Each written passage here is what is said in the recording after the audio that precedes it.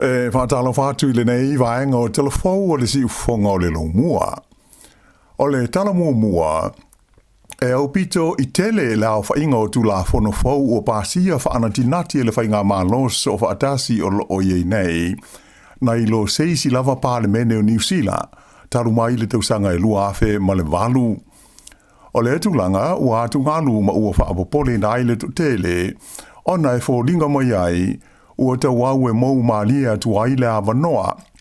Male aia te tau o te ngata lo tele, e whaalia aini o lātou langona mani manatu, ini tu la whono fau, e whaatu lai mai e se whainga mālo. O whaamau maunga le pālemene pei ona whaailo mai le wales whaasara laua New Zealand, o iloa ai, e o mai le aso lua o iulai o le tausanga le nei, e tusa ma le sefuru fitu tesi ma le whapasene, le a whai o pili uma po o tu la whono tau whaaofi a le whainga mālo, na pāsia ma avea ma tu la whono alo ia I de tono New Zealand, I le ulua I iwa se lau wha se furu aso, o le nofo inga le nei ua tau whai o hiu. Sa pāsia uma ia I tu langa whaanatinati I tu tono o le pālemene, e le ilo ina I le komite o tu la whono, mai le I mauai fo I ma le amanoa o le tunu ulau tele, sa fia whaalia I aini o lātou manatu manilangona, e pei o tu langa māsani. Whaelo mai fo I whaapea, e pei o se whainga le nei ua tau wau o le a māsani ai I a whainga mālo, e tūla I mai I le teimi, ma le teimi a New Zealand.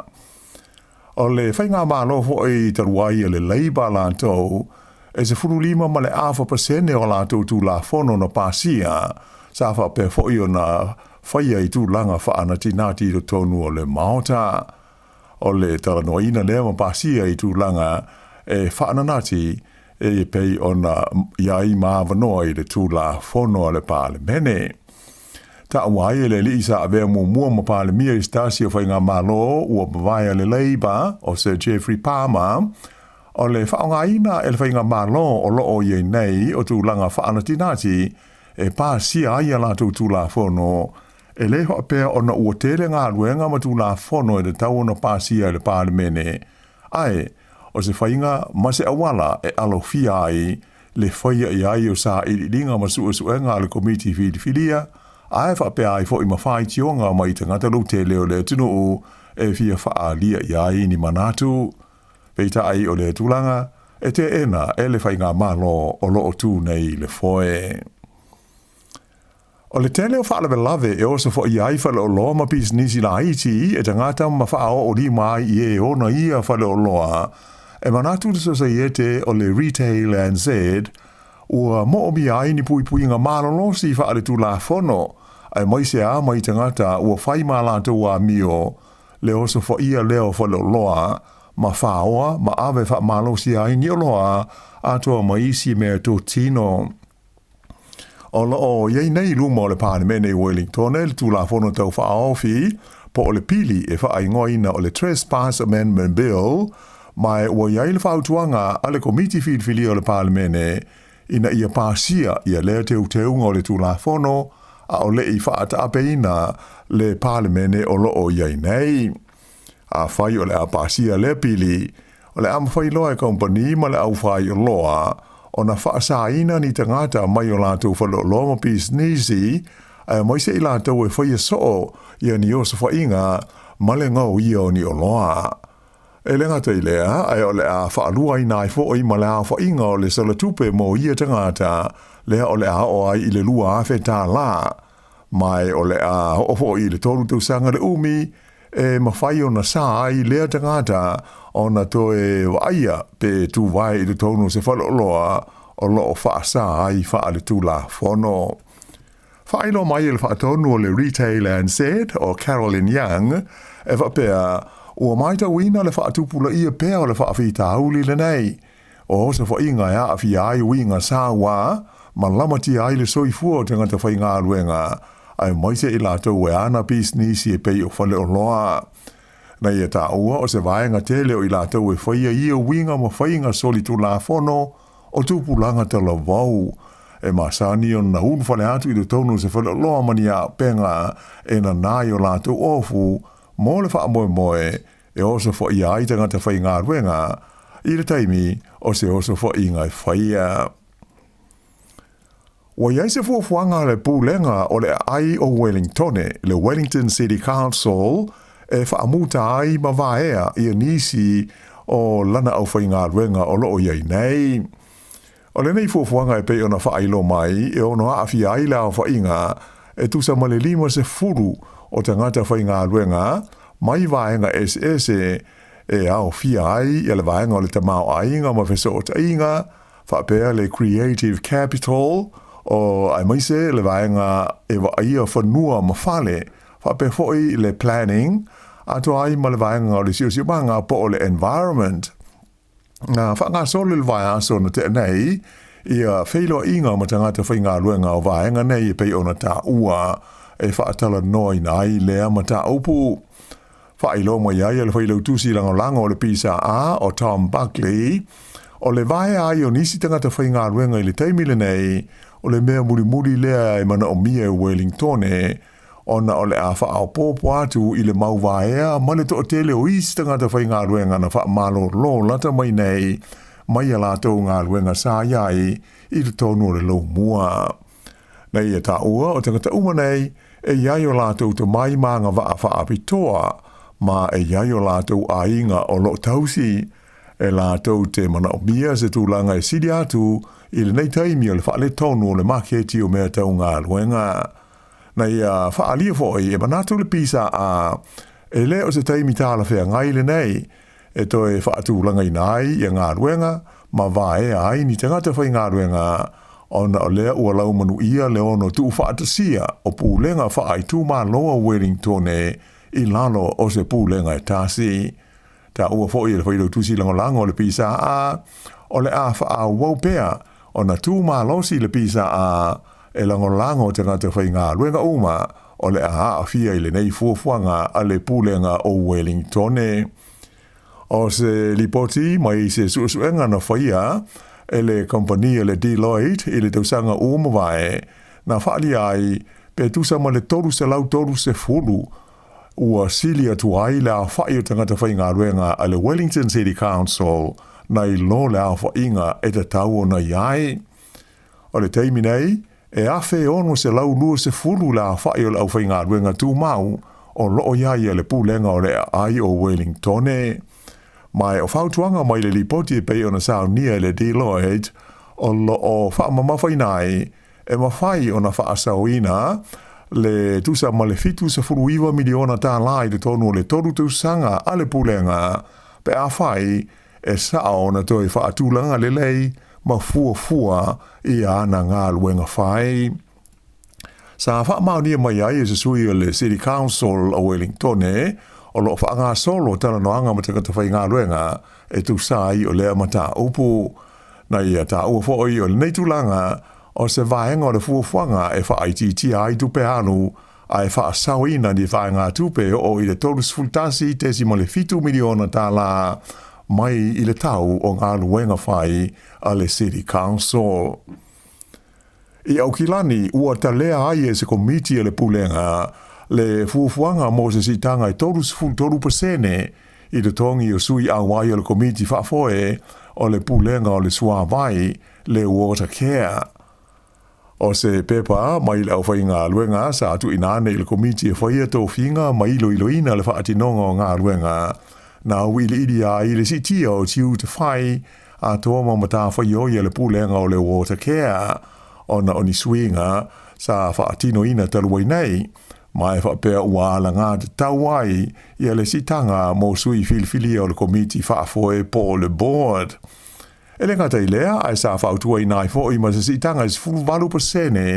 i le tongi o sui o le board o le vaenga o whela ua inga a Aukilani, le Auckland Transport, ai whapea i Malaysi whaalapo tonga e ta ua o le Tataki Unlimited. Pei ta ila sa whailo mai e te teifono le komiti e whaia tō whinga, mai iloina whaatinonga o ngā ruenga i a Daniel Newman, e le taria e la lātou komiti lea whautuanga ona o le tūlanga le whitau i male mawa e o le sitanga o loo whaatalo sangaina. Na ia tā ua e moni e te tau na whai, ma si tia te tongi o te ngata whai ngā ruenga, ai o le fua o si tanga e pe o na whaatulai mai, ua whai lawa si mawae mai tali tonu le lātou komiti, e le aise awa noe ma whai ai o na talia ngō fie le au te tongi la whonga o Aukilani, ia i tu a i ngō si tanga. Fōringa mai la o le ato e taatia le nei ma tā opu, se ia maua se whainu mela e mali lie ma talia ngō fie, e sui a wai o le komiti ai mai se le pulenga le Super City o Aukilani. O la o whaawau pēa o na pipisi le tono o New Zealand ei, le wha mai o le flu o manulele po o le bird flu, mai ua whaali ai e sui o le mtanga luenga o lo whea ngai mo pui o le nei wha mai, e te tau, ona wha masani tangata e soi fua maola wha tasi ma lea wha mai.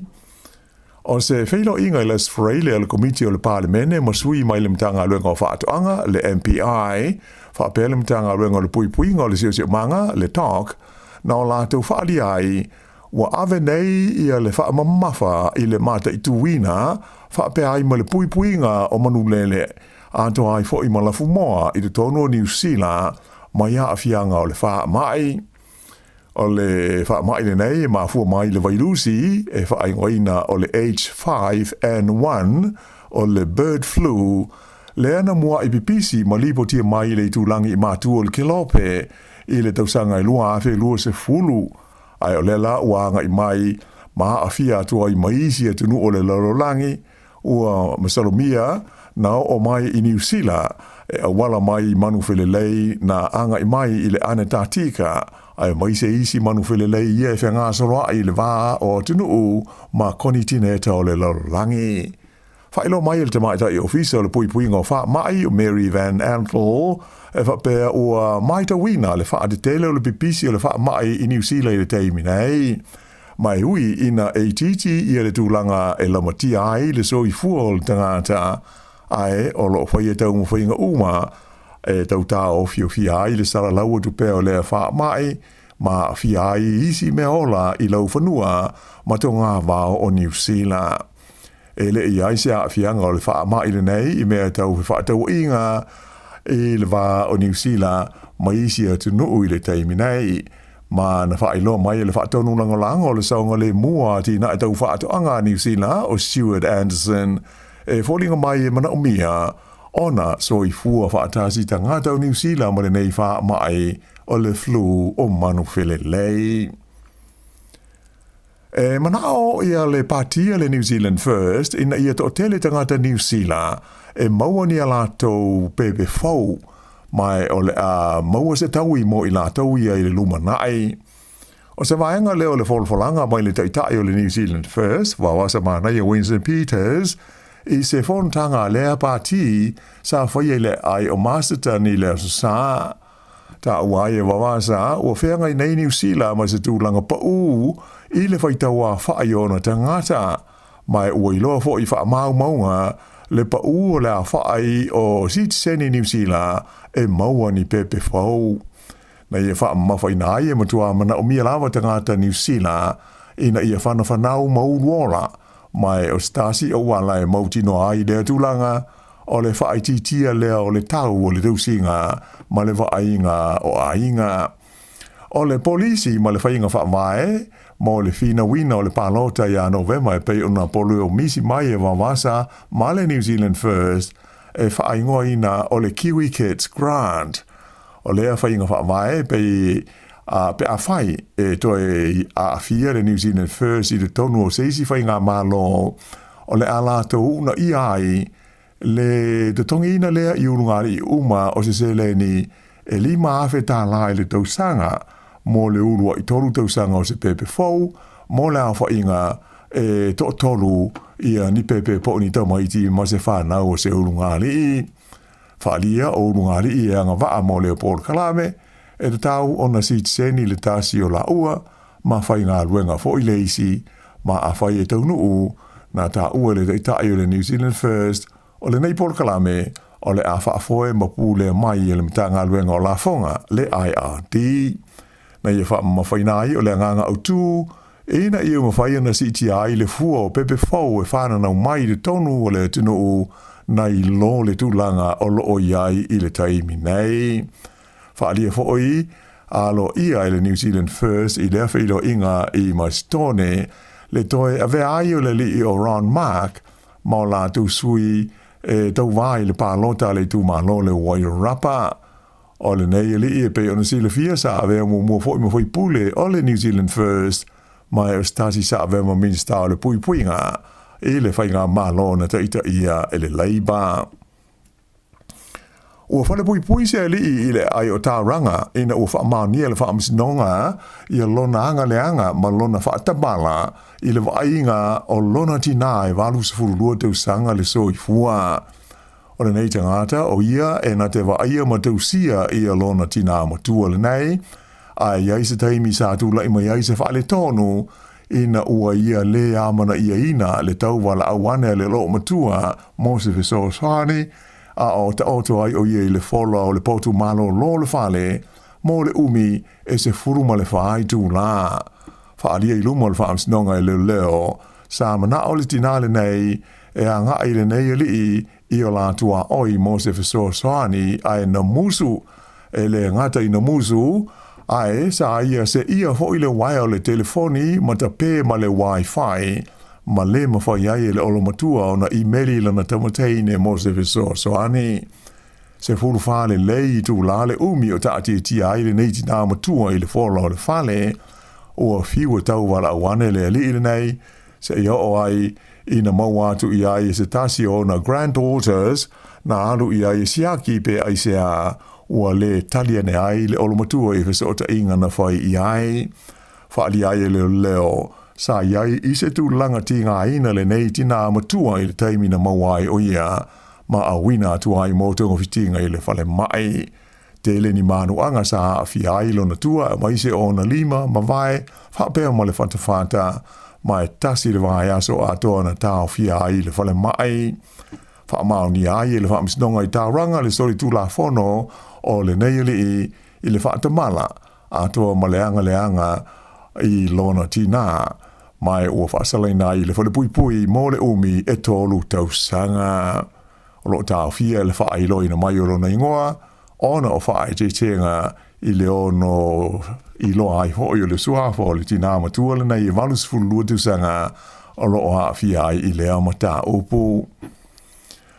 E lima te si ma le lua le malosi e se mafui e sa luluina ai le nuu o te anao, ai whaato atasi le vai aso, talu ona whaamawina le isi mafui e lima te si ma le iwa le malosi. O le mafui e lei le waudia le stona ina te nei, sa o ngā te tonu e tusa e tolus fururima kilomita le mamao i mātu sifo o lea a ai i le motu i saute. Mai na whairo mai le vaenga o sa i le linga tau mafui e le tionet, pe tusa ma le se lau ma le 2 kilomita le loloto le mafui i le manava o le ele. O unua i li poti na ilo ai, e sili atu i le afe whaase lau la whaingo tangata i le motu i saute, na o lātou whaalongo ina le ngā lulu le lau ele le taimi o le nei mafui ai le i aini li poti e tu sai uni mea na ono whaaleanga ina ai. O le aso, luas furu lima o iulai, le asa whaamau ina ai le mafui e lima te si maleiva le malosi, tu sai whaas furu kilomita i mātu o le nuu lava le nei o te anao. Le ana whaiai ma se lapata inga mo se tsunami i le tala whātai si fopo le West Coast, peita ai sa vave ona toi whaalea o ngā ina. Ai o le Polas Foreile le whoina whaamau ina ai leisi mafui e wha te si maleono lona malosi sa luluina ai lau whanua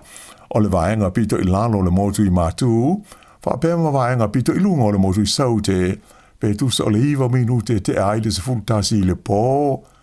na o ngā te tonu le mafui i mātu sifo o le ai o Parirua i le loloto e tolu sifuru walu kilomita, mai sili atu i le walu afe iwa se laula wha i tangata, na lipo tia mailo lātou whaalongo ina o le lulu o le mafui Whailo mai le lisa e nisi o Jonathan Hansen o le ofisa o le Geonet, o New Zealand voia e masani o na tele mafui e la iti e o i le lima ia le malosi e iai e lulu ina ai se tausanga e tasi, Peita ai, na ia tā ua e fau le so ni mawhui e ua lata I leono le malolosi I le tonu o le masina I tāsi. Na maliu se tangata ina ua taia I se tā vale I le nu o whanga nui, whailo mai e leo na tupu le whaalave I le mga ala I le sota iai le Roger Street ma le Puriri Street I le pita nuu o Gonville e tusa o le awha le valu I le pōle a sto nai o le na maliwai na umai lava lonola I le mea na tupu ai le whaalave o lo o whaawau pēr iai sa ili ngā leo I le taimi nei. I tā longa, ua manu malo le Silver Ferns a New Zealand I le pine auro I ne tipolo o tā longa malo le taupulenga I Glasgow. Ina ua malo I le lata suenga fusi ma le au malo si a Jamaica I le waweao na le I la I ai e 5 I le wha se fulu ma le valu.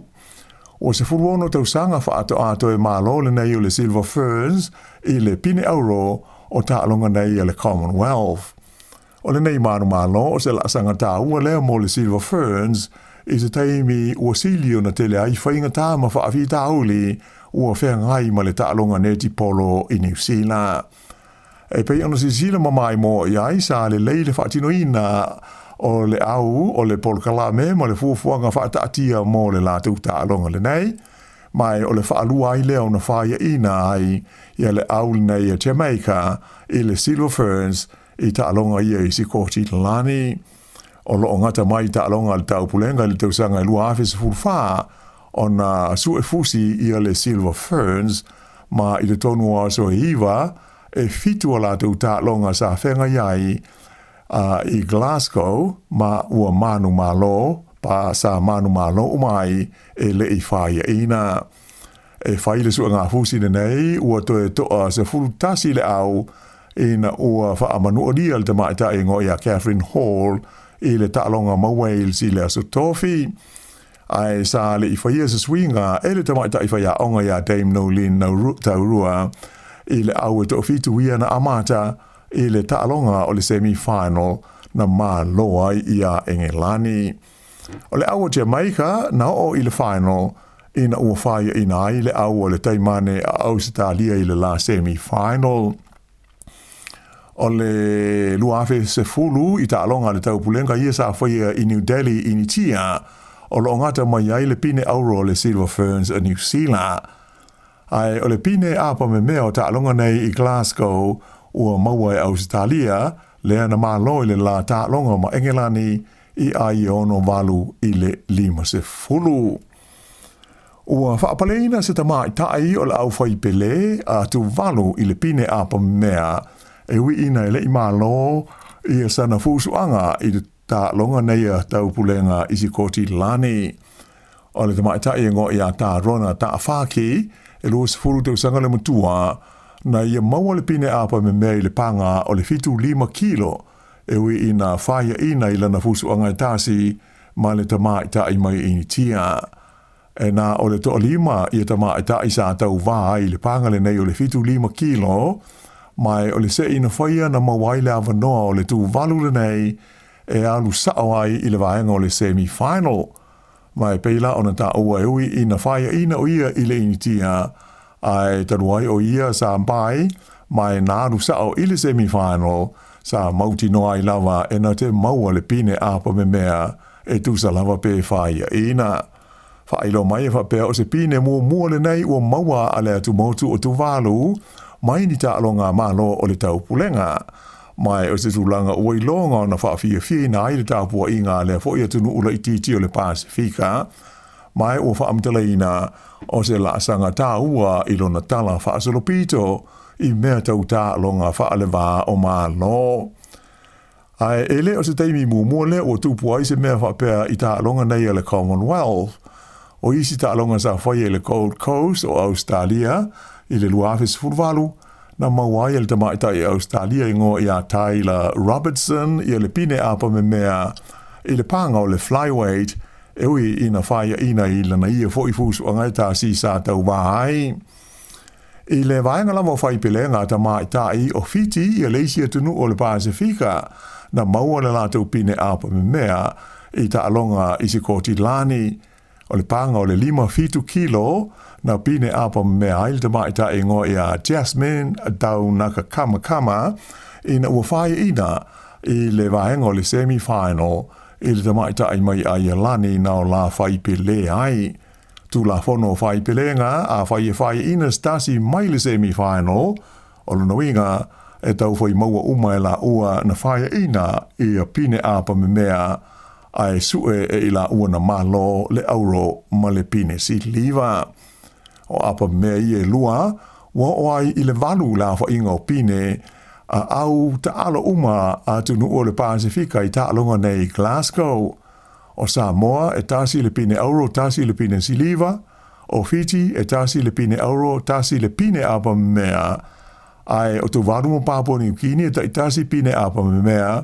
ai o Nauru e lua ala tau pine apa mea. O le whai unga le nā telefau